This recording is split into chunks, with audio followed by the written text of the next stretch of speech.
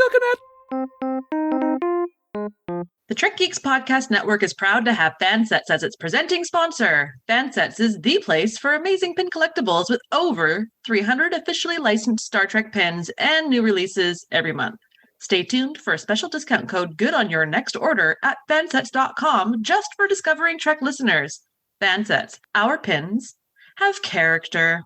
Hey, Discovering Trek listeners, Sara and Kasey here, and this is Discovering Trek Enterprise. Welcome to the First Frontier. We two hoarders of the best grub in the commissary are back to chit-chat about yet another episode of Enterprise. This is the first full series watch through for Sara, and it's a rewatch for me. Today, we're chatting about episode 10, Fortunate Son. This episode originally showed up on the airwaves or on your cable box 20 years ago on November 21st, 2001. So, if you haven't watched episode 10, I'm not sure what to tell you because we're going to spoil the frack out of this episode. Yeah. So you know what? Put us on pause. Go far up. Paramount Plus or Amazon Prime or Netflix or your Blu-rays or DVDs. Watch episode 10. Then come on back here and listen to us get into the nitty-gritty. That's it. We hope you enjoyed our non-warning spoiler warning.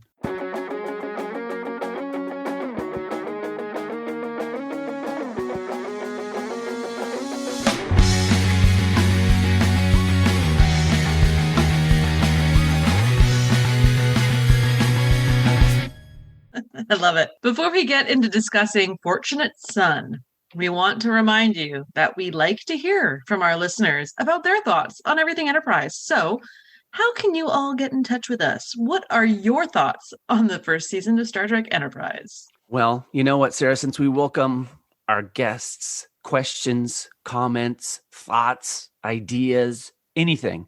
So, deepest secrets. Ooh, that would be great. Tell us your secrets. We'd have them forever. But if you, dear listeners, if you want to send us a message, there's a bunch of ways you can do that. Of course, you can go to trekgeeks.com/contact and find a variety of ways to give us your thoughts. Twitter, Facebook, all you have to do is search for Discovering Trek. I still offer the Raven option, but gosh, so far, no takers. Zero. None. Maybe you try Owl. But you don't know Harry Potter references, so you wouldn't get it. But I don't, they use owls. And who would do it? Oh, people. You come here for Trek and comedy. Oh, my God. So you'll probably only get one. You can leave us a voicemail by visiting our website at trekgeeks.com and click on the big blue button. Remember, though, any comments you leave us might be used in a future episode of Discovering Trek. Mm-hmm. What shade of blue is that big blue button? What would you call it? I would call it honest blue because I have no idea. Is it like a Smurf blue or is it a Starfleet blue? Starfleet medical blue. Sky blue. Blue in the face. I don't know. Awesome. Just, blueberry. Could be any of them. Blueberry. Speaking of blueberry, no did we just segue into pie and not even mean to? Wow. We're getting good at this. Or we're getting worse. I'll give us good. We'll be positive for ourselves this week. Woo. I love it. I gave this episode out of 6 slices of pie. I gave it 4. And I say, this was an okay episode. It had some boring moments. It kind of felt slow, but I enjoyed the Mayweather time we got and the introduction of the naughty Nausicaans. The Nausicaans. I hear you. I concur. Gave 4 slices of pie with a little a la mode. And the 4 slices in the a la mode basically are because of Mayweather. And the inclusion of that character basically leading, guiding, carrying this episode in many ways. Yeah. I am very much looking forward to your recap because I don't remember anything about this episode. My brain is tired from studying for my final, and I'm walking into this being like, okay, I know I watched a couple episodes. I know I didn't hate them, but don't ask me if they were flying or dancing, or you could really actually mess with me if you want, but please don't. I want your masterpiece of rhyme instead so that I can reacquaint myself with this fabulous show. Well, I'm stunned you didn't remember this was the first all musical episode. God, in black Sarah. and white. Yeah, who hasn't been paying attention? Oh my gosh. Well, here you go. Hopefully this lyrical masterpiece helps you out. So here we go. By the end of this rhyme, you'll know who is the one. This episode revolves around someone as the fortunate son. Admiral Forrest has an early morning message. He seems kind of dour. Archer reacts with his normal mix of gruff and sour. A freighter attacked by Nausicaans is in distress. The Enterprise is ordered to help with the mess. After they dock at an unbelievably absurd angle, Travis, Archer Reed, and the doctor help. They do dangle. First Officer Ryan is squirrely, barely accepting aid, his stubbornness clear. He's fidgety and on the edge that the Enterprise crew is still here. A Nausicaan prisoner is secretly held in Module 4 amongst barrels. He needs to give up shield codes. His life is in dire peril. Mayweather and Ryan tour Enterprise, talk life and what it takes. They chat about food, family, and responsibility while Ryan mows down his steak. Ryan tries to get to Travis to question decisions he's made, telling him maybe his parents lied and wished Travis had stayed. While Phlox attends the injured captain, repairs are scored. T'Pol assists in hide and seek and also finds a different biosign aboard. The Nausicaan is still a prisoner and they won't let him go until he gives up shield information that they need to know. Archer threatens to pull the repairs. In a threatening speech, the Fortunate crew tricked them into a firefight and then caused an air breach. The Fortunate attacks Enterprise with surprise and a cannon blast. The freighter barely escapes a torpedo from Reed by moving super fast. Archer and Mayweather have a serious heart-to-heart. Is there any place a person isn't a human being, or is it always there from the start? The Fortunate foolishly fires on one of the pirate ships, causing minimal harm. The Enterprise arrives just in time, and Archer turns on his charm.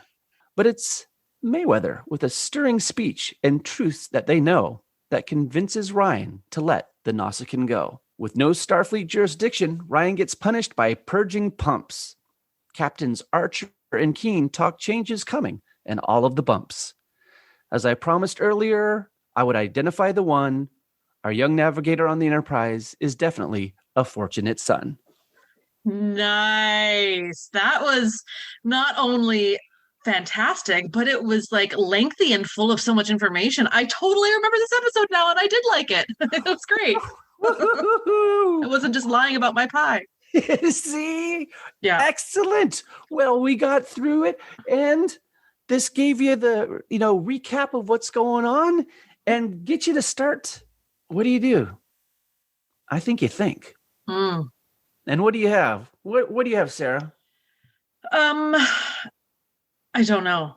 I don't think I have much. Okay, to be fully honest, I don't know if I wrote anything out of Transporter Thoughts, or if this is all you.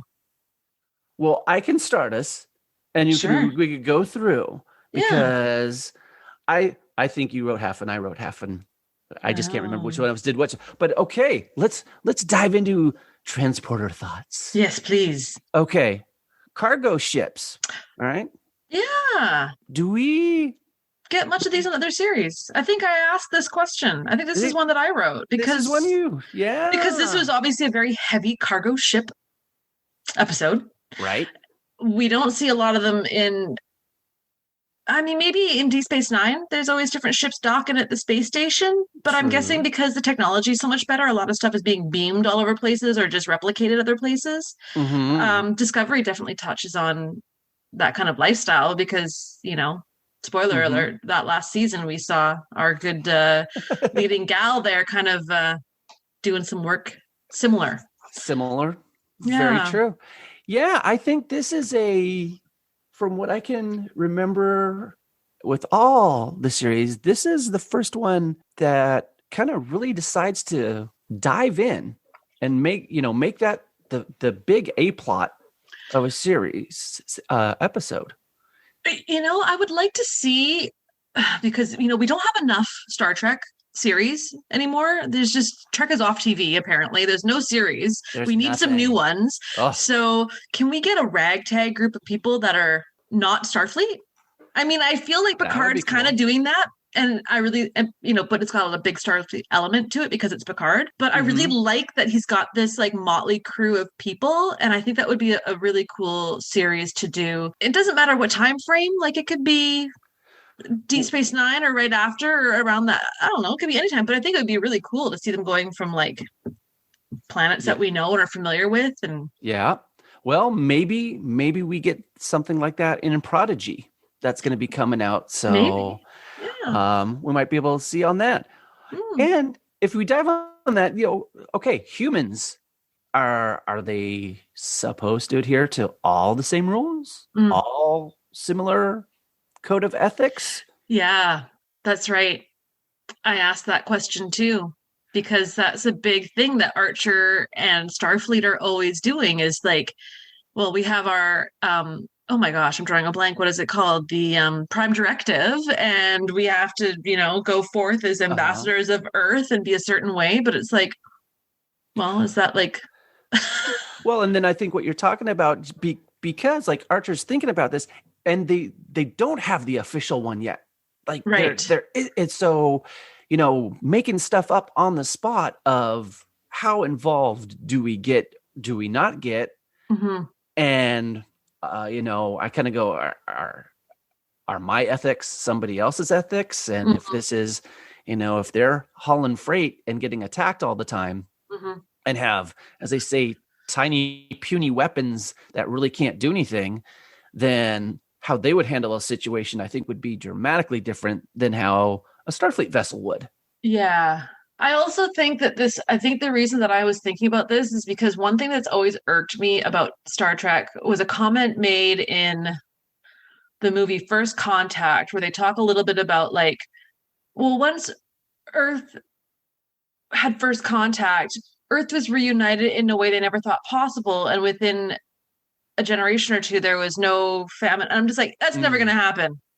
Yeah. It's never going to happen because we're horrible people. Like just knowing humans as we are now, that'll never happen. We are going to rape and pillage each other always. And no alien is going to be able to save us. I really think. And so when I watch it, I'm like, no, that's like the most unbelievable part of the whole series to me is that humans could be good. I'm like, transporters are real, holodecks could be real, all of it's believable except for the fact that we could probably come together as a planet one day. I just don't see it. I know I would be willing to, and I think a lot of people in the Star Trek fandom would be more than happy to, because we all embrace this this culture and this story and this idea, but there's a lot of dinks out there, I'll just say, that might ruin it.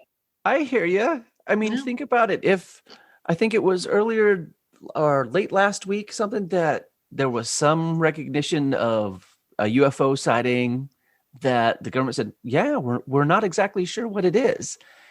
And people are going, oh, it's some deep secret government experiment they're working on. And other people going, no, they're actually getting us ready to say, hey, there are aliens we've known for a while, and they're just trying to spoon feed it.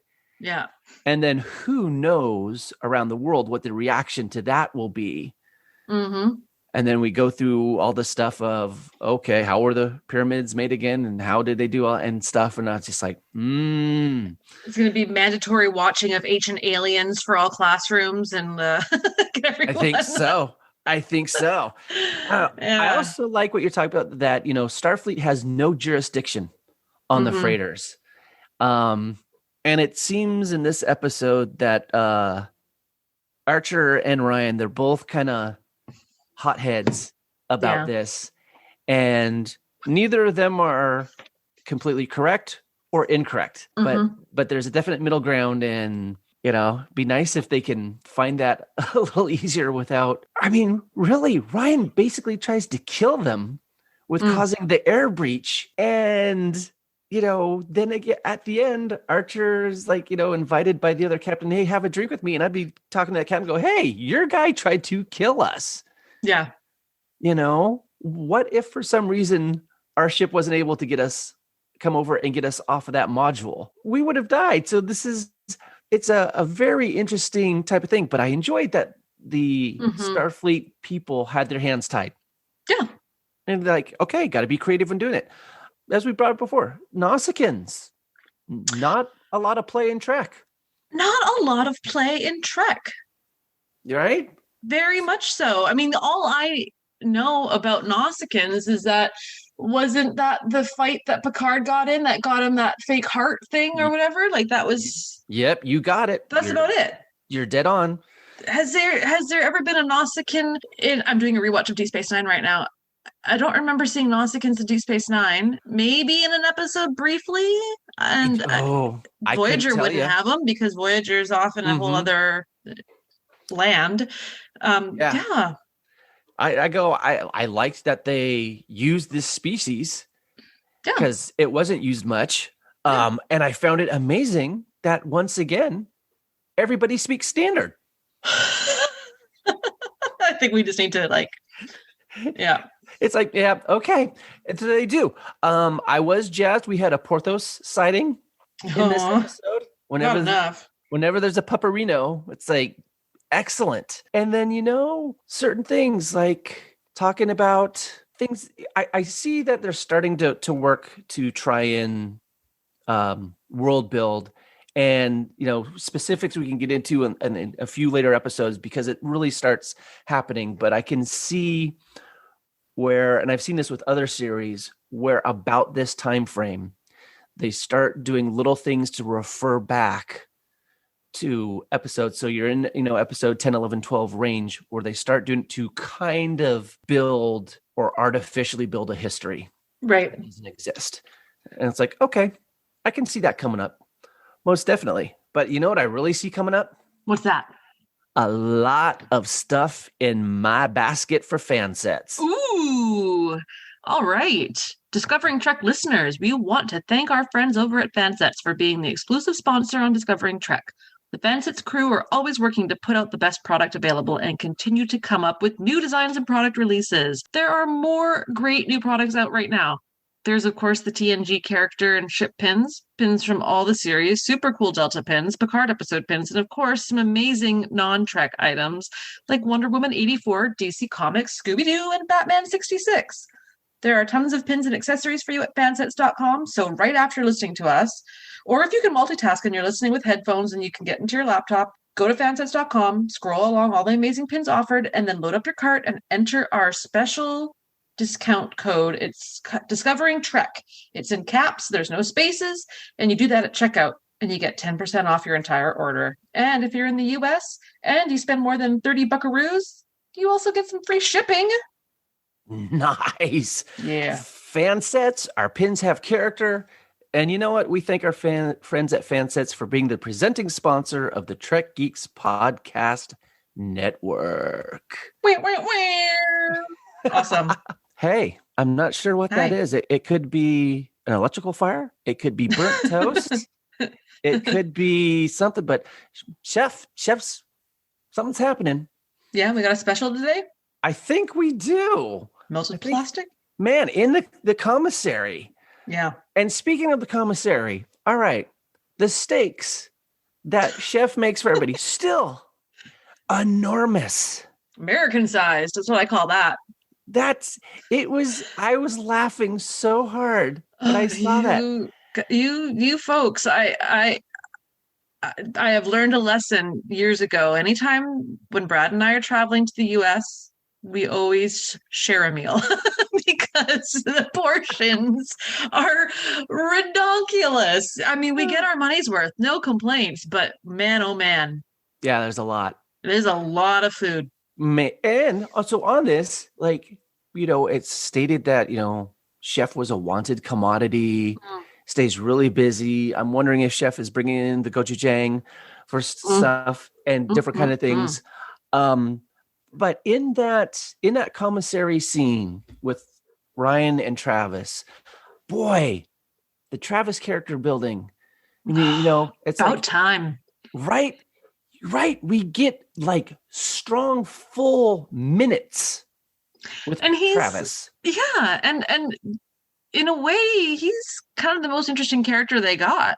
You'd think that they would be bringing in more conversation of him with the rest of the crew, because I know if I was a Starfleet officer on my first mission, one of the first big ones, I'd be talking to this guy who's got all these years of experience being out there and seeing things. And those people are the ones that are going to have way more experience with meeting up with different types of people in different situations and knowing how to get out of it, as opposed to Starfleet with their like stiff collars and like Vulcans on their shoulder. Exactly. I'd be mining this person for information. I had read that when they were originally starting everything, they were going to make Travis and Reed the same level. So I think they were both going to be lieutenants, but they said, oh, well, Travis is younger, so we'll make him an ensign. But, you know, the knowledge that this character has, the things this character has gone through, and everything, thoughtful, energetic, problem solving, showing, you know, multiple possibility thinking. Yeah. And he's thrilled to be out here and checking stuff out. And the difference between Travis' character and that first officer, Ryan, was really, then this is why I called him the fortunate son, because, you know, Travis's family wasn't killed. Unfortunately for First Officer Ryan, his were. Yeah. And you can see the difference of being supported by family and going through all of that. And, you know, Ryan just kind of being a jerk through the entire episode. Yeah, just a bit. And laying the little stuff on him of like, oh, hey, are you sure your parents wanted you to go? And I was like, dirtbag move right there. And how did you find the acting of this guy? I don't know if he had like dentures or a partial or something, but his speech pattern was so stiff. For which character? The First Officer Ryan. Okay, I'm looking up this person right now because I felt like there was a familiarity of that person. So let me just get onto a handy old Internet Movie Database right now. Well, listeners, enjoy as I do this. Well, while you're First Officer Matthew Ryan. Oh, sorry, I already found him. Oh yeah, he was in like Friday the 13th and a bunch of stuff I don't know. On an episode of NCIS. Lots of stuff that's been done. I liked his character a lot. There was something about him that I found actually to be really like, I think it was well cast, but I didn't pick up on the speech thing. It could be because I thought the other actor playing Shaw, who was like Ryan's second in command, was a more emotive act. Now, this could have just been an issue of the writing of what they're giving for the First Officer Ryan. But it was interesting to me of, you know, our first scene with, you know, Captain Keen and Ryan, they're throwing a football around and very, you know, jovial and light.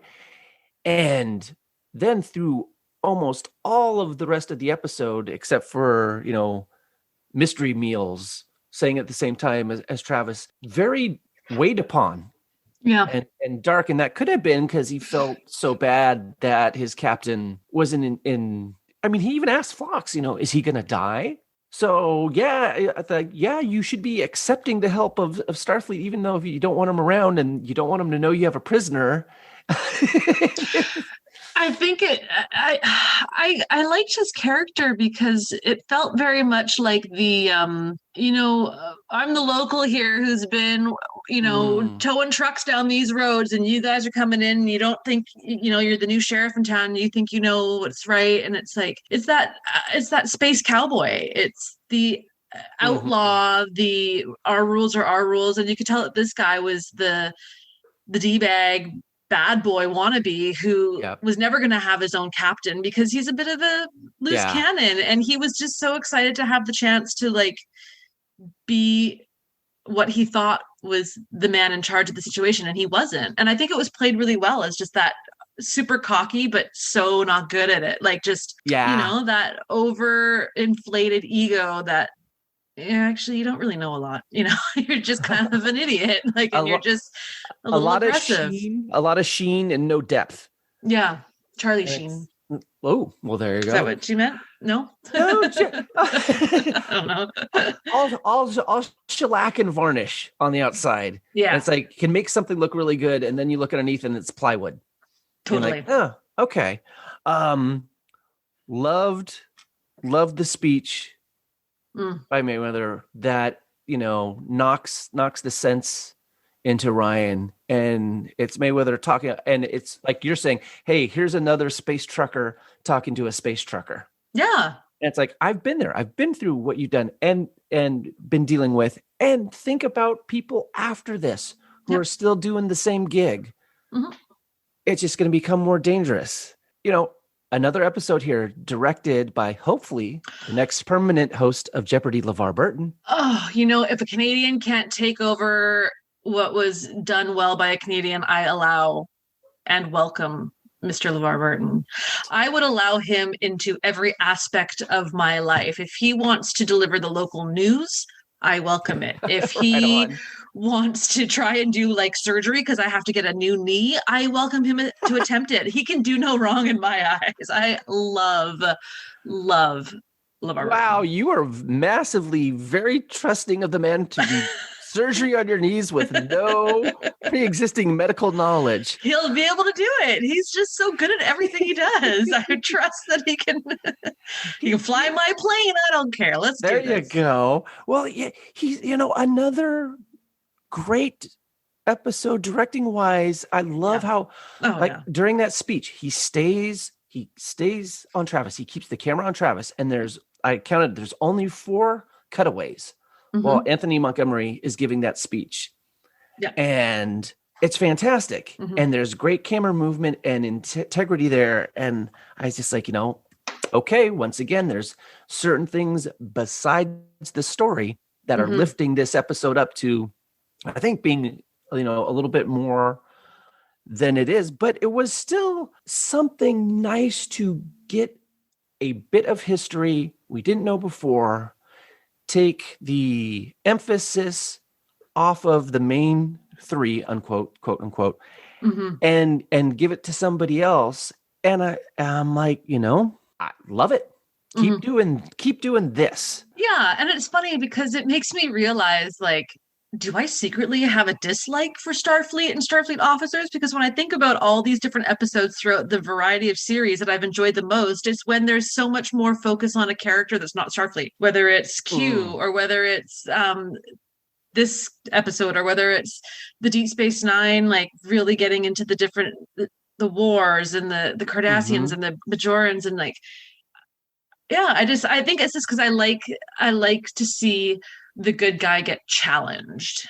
And I think as somebody who is quite optimistic in the way I live my life, I'm optimistic realist, where sometimes you got to be knocked in the head a little bit to be like, there is bad stuff out there. And sometimes you need to like stop and smell the roses and realize there's a little bit of rot too. And you need to be on guard. And I think that's what makes some of the best episodes, is because you take away from that cookie cutter story and you get something good. And that was what was so much fun about this one, is like, yeah, space is big and there's a lot of people out there that are just trying to make a living and trying to do honest work, and this is them, and they don't want to be in Starfleet, but they want to be in space. It's no different than people who, I have no concept of what it is to be in the military in my country, in any country, and that's a lifestyle for thousands upon thousands of people. And so if that was to be the future version of military, is to be Starfleet, I don't think that I'd be in Starfleet. It's not really my thing, right? Like I'd be the one who's like, here's my restaurant still on Earth and it's great. Yeah. Well, yeah. And like you're saying, when you're able to break out of writing for a Starfleet character, I think there's a lot less rules. And things that you have to, well, you don't have to, but you're like strongly encouraged to abide by. Yeah. And it's like that, have to, so you can get multi-dimensional characters that they're not fully good. They're not fully bad. There's all these different shades of gray. And since they don't have to abide by certain rules, you can mix it up storyline wise. And that helps. Yeah. So that has made me think of an impromptu Enterprise Funhouse Sarah's Question Corner coming at you right now. I like it. Okay. Let's say you walk out the door tomorrow in your current house as your current person, and that door opens and you are, boom, in the Star Trek universe. What do you think you would end up doing with yourself? Like, you can't come back. You're there. You just got zapped into the future somehow. What are you going to do? Where do you see yourself ending up? It could be any series. It doesn't have to be Enterprise. It could be... Okay. Are you aware that you used to be someplace or somebody else? Yeah, like think of that TNG episode where they find the frozen people from Earth, and they're all kind of like, oh, I guess we're here now. Like, what do we do? If that happened, honestly, I think you would become, or I would become, somebody who decides, hey, I can give you a living oral history of this period of time when I was alive. Because I can't offer you much of anything right now because of all the technology being super crazy. But you can interview me and I can go give lectures. You can do it rhyming. We could do it rhyming. Oh God, no, I don't want to do that. But you could do that as a historian / expert, however much you could be of that time frame. And actually be of use, and not feel completely like Scotty after 75 years in the transporter buffer is like, I'm a man at a time. I'm a person at a time. I don't belong anywhere. But I think that's where I would go to, because psychologically I'd have to have some kind of purpose. What about you? After spending weeks probably in a hospital having all the chemicals removed from my body that are there from the world that we live in currently with our technology and our bad pesticide food, I would probably find myself working at Quarks. There you go. I would be like, I need a bar to work at or something. I can't wrap my brain around this. I need something fun. Somebody help. But then I would secretly probably try to like learn everything I could from Odo and be like security. Like Law and Order future. I could see you secretly entering like old school trivia contests. Yeah, right. And just you guys need some karaoke up in here. Hey, this person really knows 20th and 21st century knowledge. Making bank of Latinum. Way to go. I would treat Deep Space Nine is like a cruise ship, and I'm like, do you have an entertainment organizer? What can I do to? We're doing Tiki Bar tonight. We're doing a theme every night. Well, see, there you go. That could be it's a fully immersive night in the 20th century. And I would go to DS9 too. Let me introduce you all to a show called The Office. Have you ever seen this? And just say that's what she said, and like, or take like an obscure music and be like, oh, I wrote this, and it's like, steal all this old stuff and be like, Bears beats Bajorans. Bajorans. Like T-shirts for sale next to Garrick's. Yeah. That would be hot. That would be, I would like to be on there. I'm watching it and I'm just like, God, this show is like, it took me 20 years. Like I watched it a little bit and then I was like, okay, I'll force a full watch. And then I was like, this is a good show. Yeah. Okay. I get it. Now I'm watching it. I'm just like, oh, I love it. I just finished watching the episode where they tried to steal the Dax symbiont. Ooh, good one. It's a great series. And since you're working in the bar, guess what? You're in charge of closing time, Missy. All right. That's the song I play at the end of the night when we're trying to close it. There you go. Wouldn't have to pay any rights for it because everyone's dead. Yes. All right. And that does it. That's our coverage on episode 10, Fortunate Son. We will be back next time chatting about episode 11, Cold Front, as we continue to celebrate the 20th anniversary year of Enterprise. Until then, remember that you can subscribe to Discovering Trek You just got to search for us on Apple Podcasts, Spotify, Google Podcasts, or by heading to discoveringtrek.com. You can find us on Twitter too. It's just at Discovering Trek. Super easy. I'm also on there as Trek Rewind. There you go. I'm also there as just Kasey Shafsky. Pretty easy. Now for everybody, hey, if you enjoy this here podcast and what we're doing on Discovering Trek and the Trek Geeks Podcast Network, please consider supporting us on Patreon.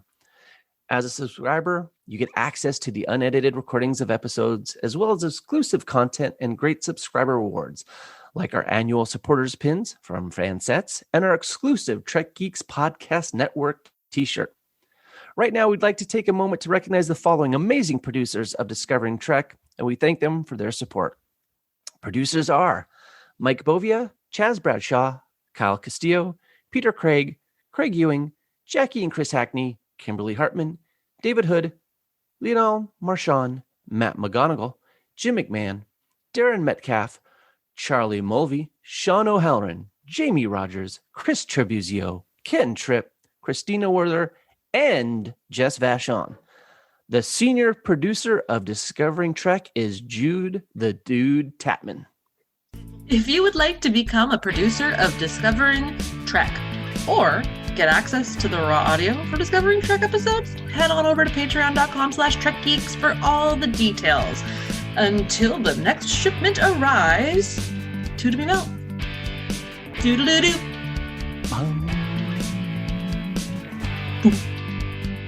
Music for Discovering Trek is provided by 5 Year Mission. They're writing an original song for each episode of Star Trek. Hear more of their music at 5yearmission.net. Discovering Trek is a production of Coconut Media Works. Executive producers Bill Smith and Dan Davidson. For more great Star Trek discussion, discover the other shows of the Trek Geeks Podcast Network at trekgeeks.com or find us in Apple Podcasts, Spotify, or your favorite podcast app.